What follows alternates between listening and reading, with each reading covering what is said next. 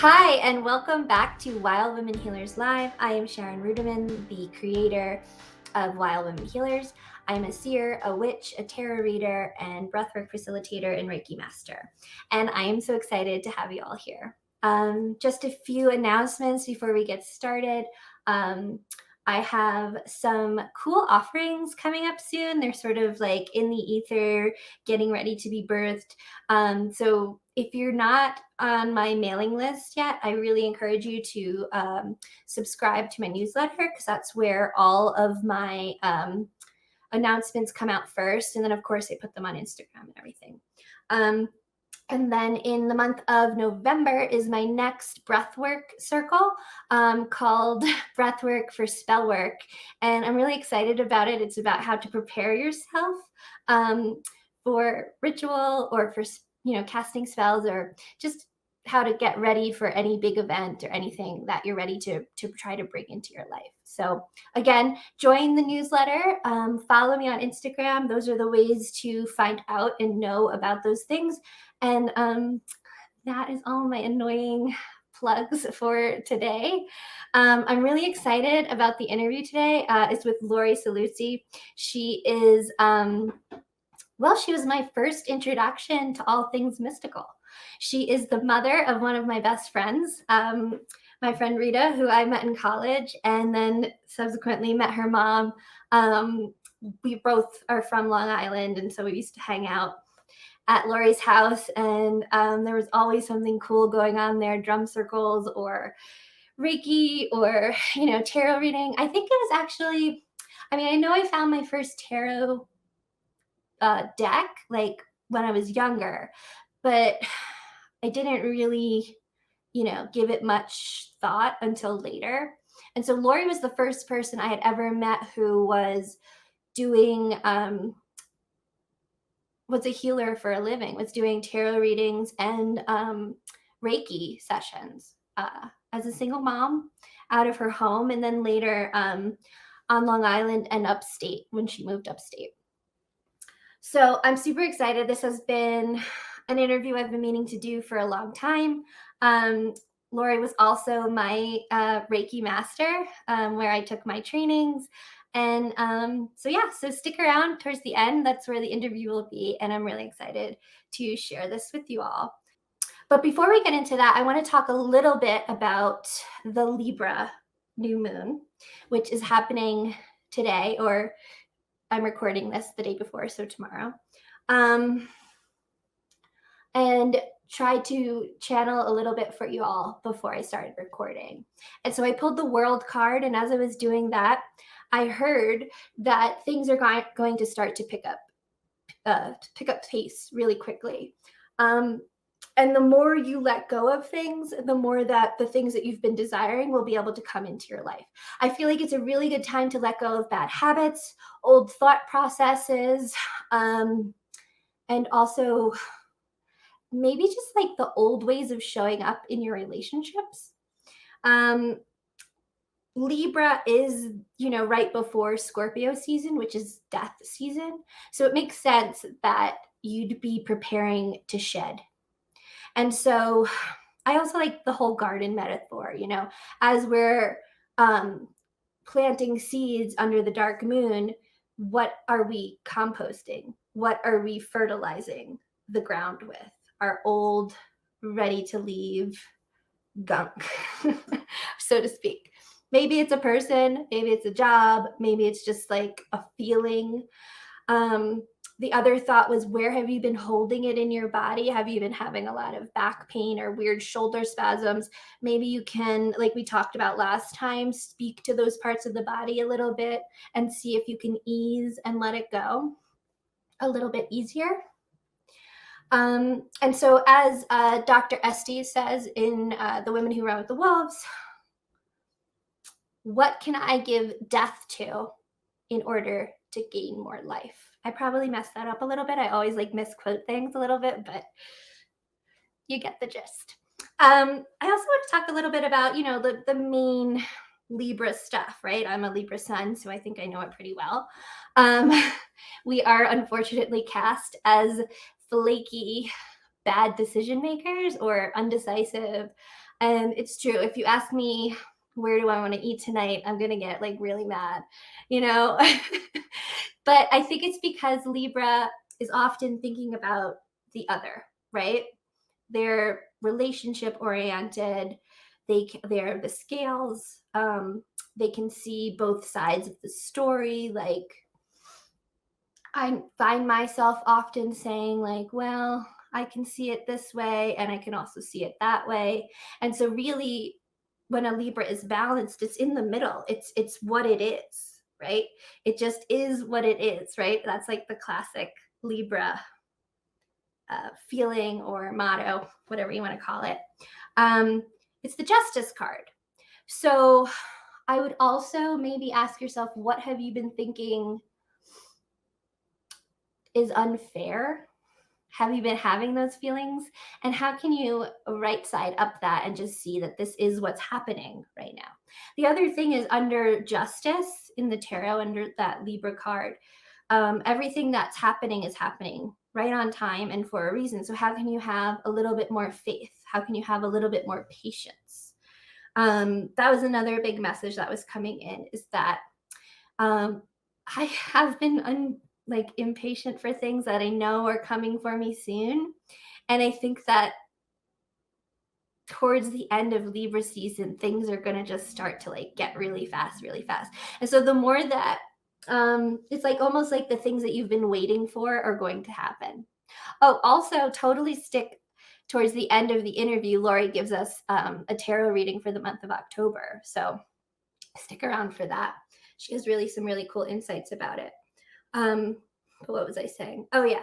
So Libra, it's about relationship with others, relationship with the earth, relationship with medicine, relationship with food, relationship with exercise, your body, all the relationships, right? So how can you bring more balance into all of that? And how can you prepare to end some major life cycles that are coming up with the world card that I pulled for the Libra new moon? And so if you're into that sort of thing, I have some channeled tarot card spread or journal prompts, or just let them like pass through you like food for thought. So here are some questions for the Libra new moon. What cycle is coming to a close this month? What major cycle is coming to a close? What do you feel is coming to an end and that you're ready to say goodbye to? And remember, my advice whenever I get the world card in a reading for a client is that last spin of the world, that last spin of the cycle can sometimes be, you're like, oh, I thought I was totally done with this. And it's really just coming into like really squeaky clean, get all the little bits out and really make sure that cycle is totally over. And I think that's funny. Like, you know, we're in a Mercury retrograde. So like, what's coming up for you that you thought was so old that you were done with, that's really just coming up to be like, to say officially goodbye, or perhaps hello again in a new way. Can't think of a good example for you, but you know, I mean, I guess the classic example is like an ex texts you out of the blue during Mercury retrograde. And so I would say if that's happening for you right now, that's happening so that you can reflect and end that cycle, showing up in relationship in that old way, so that you can show up for the new lover, the new partner in your life in the brand new, healthy, balanced way. Second question.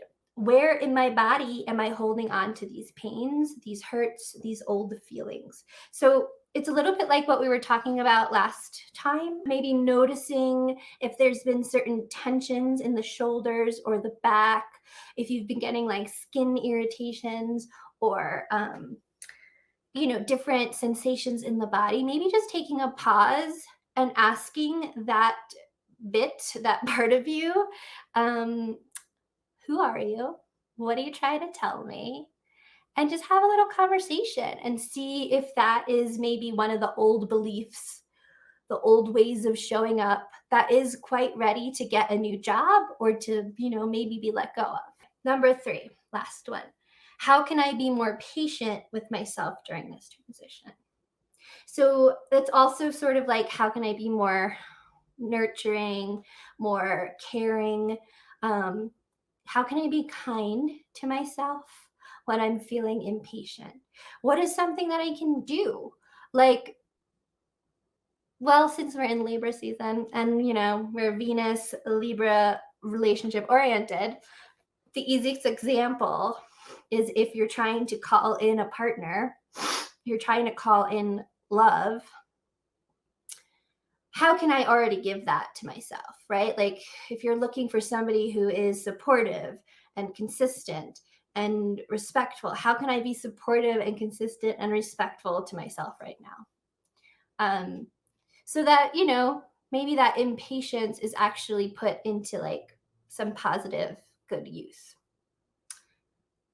So that's all I got for you right now.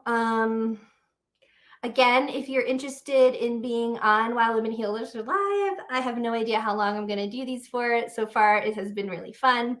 So far, I've been doing it like monthly-ish. I don't know. But send me to your healers. Send me to, your favorite people that you think you want to see on here. Drop a line in the comments. Send me an email, whatever. Get me some info. And again, if you can send me links and all that good stuff and just a little bit more information when you send me a message about the person that you'd like me to feature, if it's yourself, and maybe we'll go, to a phone call and go from there.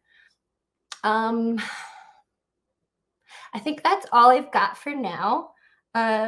If you like it, let me know. Please subscribe, like, share, all that good stuff.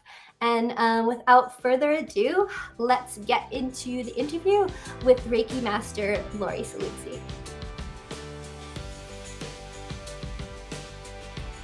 Lorry Salluzzi has been practicing Reiki and Tarot since 1991. She has been helping those who are seeking spiritual awakening and guidance through healing, through Reiki sessions, Reiki training, psychic mediumships, and tarot reading.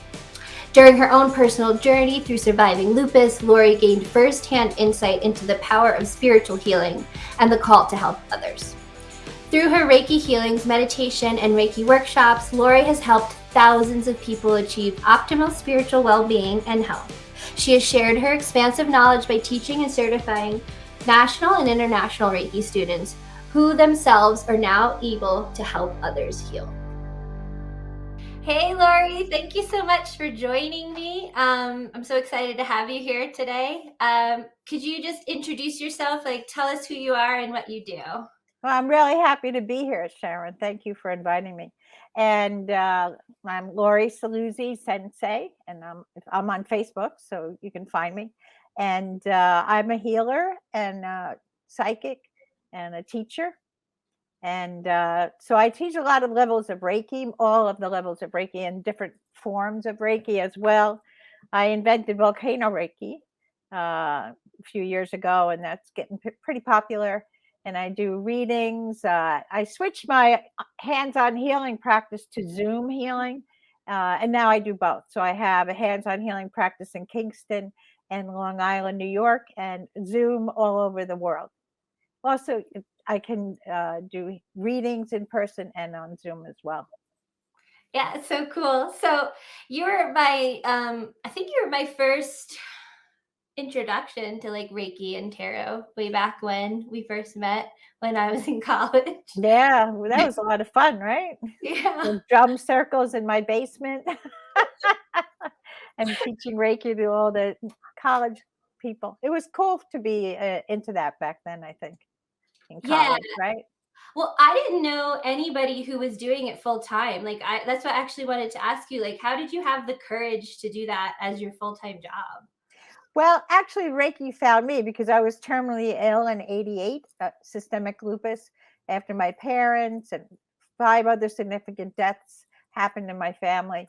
One of them being my older sister, and my younger one was diagnosed with terminal cancer at the time. And then I was diagnosed with terminal lupus with 48 hours to live. which they extended to 5 years with medication. So they were able to sustain me for at least 5 years, they thought. And the medication that they offered me was probably going to kill me anyway. So it was either going to be lupus or the medication. I wasn't sure which would win. And when my sister was terminally ill, we decided we better look for something else because medical science has not been helping just us. I'm sure it helps many, many, many people. And it actually did help us stay alive. But to maintain life, we needed to find something different. And we started to explore the holistic world, which we knew nothing about. All I knew were about psychics. I didn't know anything. I didn't even know what organic food was back then. So I went to a psychic who I thought was really mean because I figured if I was going to die, she would tell me. And she's like, you'll be fine. And I'm like, really? She says, yeah, but you have to go to my classes. I'm like, all right. So it's a pitch, but I'm going to go because I'm going to die. And I haven't been to any weird classes yet. I was only in my early 30s then. And so I started to go to her classes. And in her psychic weird stuff that she was doing, she was teaching holistic healing as well. And so I started to meditate and I started to focus on releasing my past through rebirthings and energy work and energy healing and balancing chakras. And I was going into remission. Wow. And my doctor's like, what are you doing? And so I shared with him, he was a rheumatologist on Long Island, what I was doing. Luckily, he had an Eastern Indian background and his father was a pranic healer back in India. And so he understood it was okay to do Reiki. It was okay to meditate and do these things. So he said, no herbs though, because it might be, mixed badly with your medication. So every time I would go back for my exam, he would take me off the prednisone and then the Plaquenil and then finally the Procardia and then finally the Plaquenil I was off of. And he felt it was due to the guided imagery meditation and then finding Reiki, having Reiki treatments done to me and studying self-healing Reiki. Because with self-healing Reiki, you can work on yourself every day and get better and better and better. And so that whole journey put me into remission.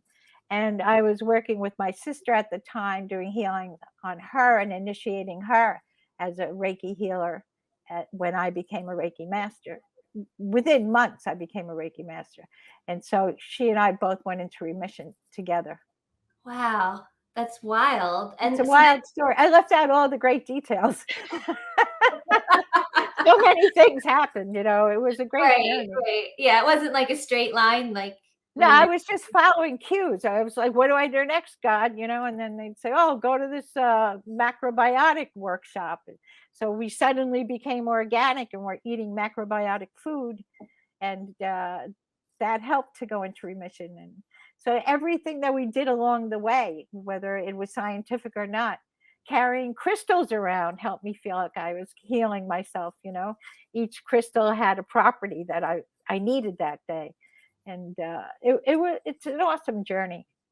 Is that also when you realized that you were psychic or found your intuition? Like, were you always psychic or how did you get in touch with that? I had an interest in psychic stuff forever. I mean, I used to have psychic dreams. I could always see energy. And I never thought that was special. I just thought everyone did, So I was clairvoyant from birth. And I didn't know that could confuse you. You can feel other people's energy and feel what they're thinking and become, some people are empaths. So if no one's telling you, you have to get grounded and clear yourself, you can become very weird. So I had that gift of weirdoism early in life. But when I started doing the Reiki, that gave me a focus. Meditation and Reiki helped me harness those natural abilities. So I wasn't a victim of them. I could just turn it on, clear myself, and receive whatever inner knowledge I wanted when I decided to, For people that don't know, can you just quickly explain what Reiki is? So Reiki is a Japanese word that means universal life force energy. So it's energy healing. And it originated in Japan in the 1920s by Dr. Usui, who invented this system, by using pieces of ancient healing modalities that already existed. Some of them were new. So in Reiki, you'll see chiropractic, acupuncture, acupressure points, some pranic healing, massage positions, and the chakra system, all from the Eastern cultures, not specifically Japanese or Buddhist, but all from that Eastern world of India. And you would see Sanskrit symbols in Reiki, Buddhic seed symbols, Tibetan symbols, and all of these things are used for the healing. So it's a little bit of each culture surrounding Japan put together to make this modality for healing. Oh, that's cool. I never heard it like explained like that as well. And then how did you discover, like, can you tell us like what is volcano Reiki and how you found it? Well, I travel a lot to, coincidentally, I was traveling to places that had volcanoes a lot. I was drawn to that, like Costa Rica, Panama, and Hawaii is my favorite.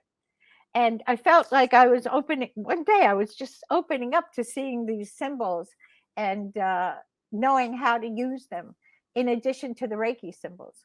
So it's a modality that's for Reiki masters only to go to another level. Oh, I need to do that next. Yeah, you do. You haven't done that yet. But you know, the COVID happened, the pandemic, and then so things stopped Oh, cold. right. But Yeah. now they can come back. I mean, You people were doing trust trainings in you. Hawaii, right? Yeah, I was training some people in Hawaii and California and New York. I have some upstate New York. I didn't bring it to Long Island yet, though.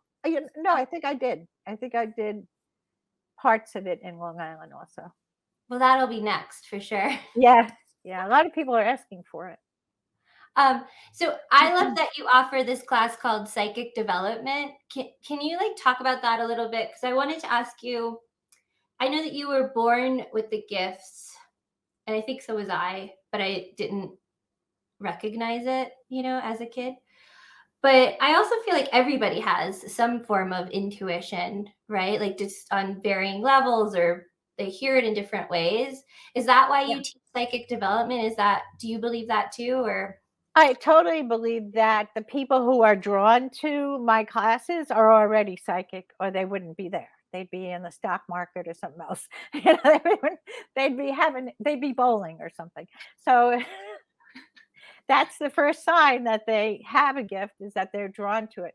And then 100% of the time, I can't say 100% because I might not know people who this hasn't worked for, but like 95% of the time, if people do guided imagery meditation and Reiki practice, it opens them up. Because when you do Reiki, you're using the sixth sense. You're not analyzing anything. It's not that part of your brain. It's the feeling part. And you start to see energy more. You can feel it right away. People who never felt energy in the beginning classes can feel it. And Yeah, then they know they're psychic. I did level 1 in Brooklyn, and then I did the rest with you.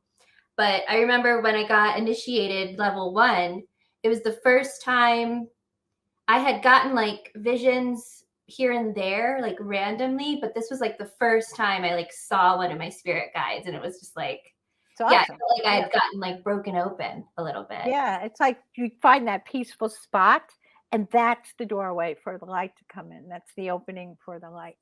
And that's the way to find it, is to be at peace. But controlling your thoughts. I think the guided imagery meditations help you control your thoughts, and so does practicing Reiki, because the only thing you're focusing on is, what am I feeling in my hands now? Yeah. Oh, and if that energy changes, you move to the next position. What am I feeling now? So you're totally in a state of peace. That's why you receive the healing. Got me through the well, we're still in it, but it got me through quarantine, because I'm such an anxious hypochondriac. Like I always feel like I'm getting sick. And so instead of freaking out, or once I realized I was freaking out, I would lay down and give myself Reiki. And it's such a gift, isn't it, to be able to help yourself like that? Yeah. I feel like most of the time people they find the trainings because they want to help themselves, or they're sick of Western medicine diagnosis, or they want to help it or supplement it or something. They want to take like their power back a little bit. Yeah, it definitely gives you your power back.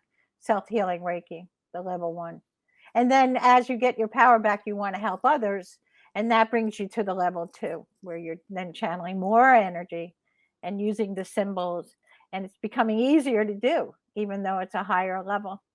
Yeah, it's become like really easy now, and I'm actually excited to like keep working with it, because every time I offer Reiki to somebody, it's so cool to hear what their experience was. They get shocked by it. They can't even believe that that's happening. Yeah. I remember people think I was hiding little heaters in my hands. They could not believe that feeling could come through cold hands. Yeah, I remember I said got Reiki. Somebody was offering it during like a restorative yoga class, and at the end of it I said, "Were you by me the whole time?" And she was like, "No, like maybe 2 seconds." I was like, "I swear I felt your hands there the whole like hour." Yeah, it's like that's if you're open and just allow yourself to observe what you're feeling, it can get pretty bizarre and really fun, really interesting. So how did you get into tarot? Oh, that was when I really loved psychic stuff. So I was playing around with the cards and reading the book and the meaning, And then when I was on my journey, I became sick, and then I had to stay home. And I don't know how I met this person who was the head of the organization called the Eyes of Learning in Levittown on Long Island. And she wanted an offshoot of of that big center, a smaller center. And she wanted me to do readings there. I wasn't really ready for that yet. But in this smaller center that now I was creating because this woman told me to, I was inviting tarot teachers to come and teach people. So on Wednesday night, I had her class. On Thursday, I had the things that I was interested in. And I learned about tarot from about 5 different teachers. And then I just let it go. I just let the cards talk to me. Yeah. One day it just clicked. And then the cards became puzzle pieces put together that meant something for that one person that was sitting in front of me. And the funny thing about that is you could take that reading and drop it in front of another person. It'll mean something totally different. So I feel like it's psychic, and this cards help you tap into your psychic abilities. Right. Like it's almost like the cards guide you as to how to help somebody. Is that how you? Yeah. Yep. Your tarot readings are always so spot on whenever I get a reading from you. It's crazy, Well, I'm happy to help you if I can. Thank you. Do you think we have like a little bit of time left? Do you think that we could do a tarot reading for like the collective for October, since we're recording on October 1st? And okay. How does that sound? So I'm just shuffling the cards. How about if you tell me when to stop, and then I'll do the reading? Okay.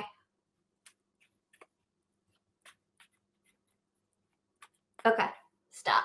All right. So let's see what we can all expect in October. I'm just going to I'm using this Celtic spread. Oh, cool. Which people can look that up if they want to see what that's about. But that's a kind of a traditional spread that people use a lot. And I'm just putting out final card here. So it says that to have patience and awe with the government and our surroundings, because things are going to be moving forward in a better direction now. The wheel of fortune is here, and things are changing for society. I'm going to believe that in a good direction for us. I'm going to go with that, because there has been some victory over the COVID virus, and even financial things I think will be improving. So we're going to change how we view life.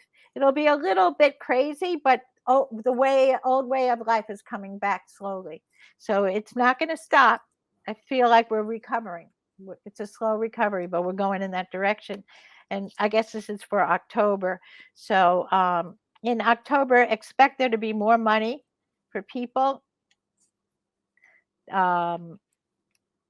I don't know if the government has any grants that they're thinking of at all. I have no idea of what's going on in the news, but there's an increase in finances and charging forward to help the health of others, bringing people from a low level of depression and sadness and kind of being stuck to a higher level, like a resurrection. That's the final card. So I feel like we're coming to another level of healing and spiritual growth. Yeah, becoming like closer to the all connected. Yeah. That's And we're going to keep cool. doing that. We're growing. Yeah. I forgot to ask you. This is something I always ask everybody because I always get these questions through YouTube and comments and Instagram and all that. What is your biggest advice for somebody who is just starting off on their path or just discovering gifts or just starting to dip their toes into their journey of recovering themselves? I feel like the most important thing is to balance your chakras and just learn a little bit about each chakra. Don't get overwhelmed with too much stuff, and learn about that. Learn about things within yourself first. And don't trust everybody 100% in the spiritual field, because not every, we are people, we have flaws. So take everything with a grain of salt. And if someone acts like a guru and tries to take your power away, they're not a good teacher. Don't stay with them. Stay with people who empower you and make you feel better about yourself. I think that's really good advice. Yeah, because there's a lot of people out there who, unfortunately try to scam you, or I always feel like if they're trying to sell you at the end of something, it's like a little messy. Trust your intuitive abilities, and if it doesn't feel right, say no. How can people find you? You have a website, Facebook?